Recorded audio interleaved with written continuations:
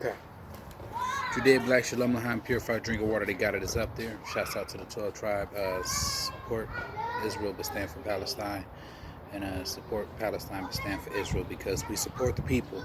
We stand for the people, but not the cause. You can claim land, but not in our name. No, not this time. Not my name. Shouts out to the 200,000. Shouts out to the 12 tribes. Shouts out to all my Americans out there, my Black Americans and my American Americans and just my ethnic Americans, man. Shouts out to you. Shouts out to those who are part of the 12 that don't know. Yeah, so last night was Thanksgiving, and I dropped a little Thanksgiving thing about presidents and wishing Thanksgiving, and at the end of that video is the pardon of a turkey. I trip off this, how they have two turkeys, and they pardon one. You know, it sounds kind of biblical back in the day of the pardon and Pontius Pilate type shit, you know, Jesus and the whatever, the convict, and you know how they pardoned them two and chose which one they want to pardon. It's crazy. The president pardons a turkey. There's people in jail that could use a real pardon. Y'all spending time pardoning a turkey. It's crazy. Not my concern though. Anyway, yeah. So we was talking about Kemet before we went into a couple left fields about thought. We were talking about Kemet, ancient Kemet, you know, and I think so.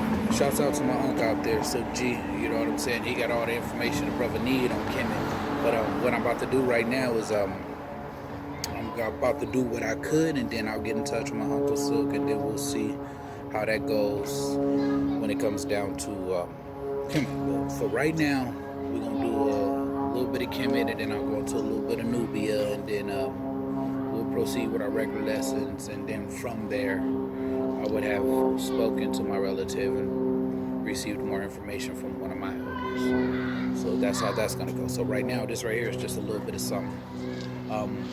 So yeah, Kemet, ancient Kemet, and let's talk about some Kemeticism. So yep, today Black Shalom L'Chaim purified drinking water. They got it. It's out there. I hope today found you safer than yesterday, and I hope tomorrow finds you safer than today and yesterday. So what it is what it is, and we at it. So let's cue that music I like. Oh, it doesn't seem right that I was born white, and my parents don't fight. They just told me they love me each night, as I don't lose sleep for the kids sewing my sheets.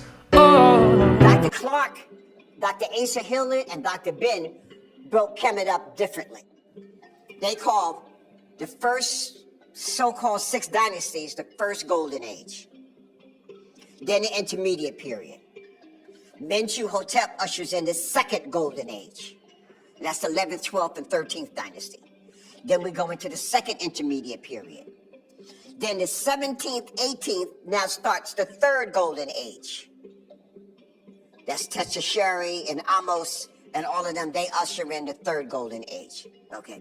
The fourth golden age now will be the Kushites coming in with Kashta, Tahaka, Bianchi, all of them. That's the fourth golden age.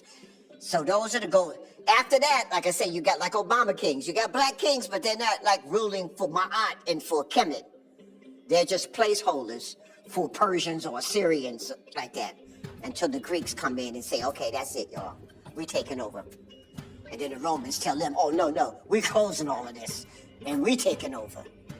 Well, what really happens, if we go to this first golden age, what you're really going to see here is that Kemet started out full blown. They started out at an apex. And each generation now began to get less, and less. So by the time you get to the fourth, okay, when you get to the third so-called dynasty, so let me just make sure people understand. Dynasties were created by the Ptolemies during the Ptolemy rule. When the Ptolemies wanted to know about the people they were ruling, they asked the high priest. There was a high priest of the Temple of Amen called Manetho. And Manetho was the high priest of the Temple of Amen, and he spoke Greek. And so he was able to communicate with both, right? So he was educated both, so he's the high priest, and he speaks Greek. So he is the translator to the Ptolemy people. So they asked him to put the history of the Kemetu, so that they can understand it, so that they can rule better. So Ptolemy goes, remember he got all the records now. They closed all the temples and brought him to Alexandria. So he has all the records from all the temples. So he goes back to Narmer and calls that dynasty 1. And later he missed some kings, so they had to have dynasty 0. So that was put in afterwards, okay? So he made it a family rule or the same ideology. So even though maybe you're not my blood king, but I passed the torch on to you and you're teaching the exact same thing, that's still part of the same dynasty. When the philosophy slightly changed a little bit and the whole family changed, a different family rule, that became a different family. So a dynasty is a family rule. It could be 28 years, 15 years, 100 years, 37 years. It's not like a decade, 10, or millennium, 1,000, or century, 100. You know, it's not set like that. So it's a family rule, a dynasty. So there was 31 dynasties up into the Greeks.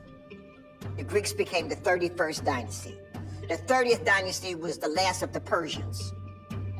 Okay? The last Persian ruler of ancient Kemet, who was the last king in the 30th dynasty before Alexandria. Okay. So the Greeks became the 31st and the Romans became the 32nd.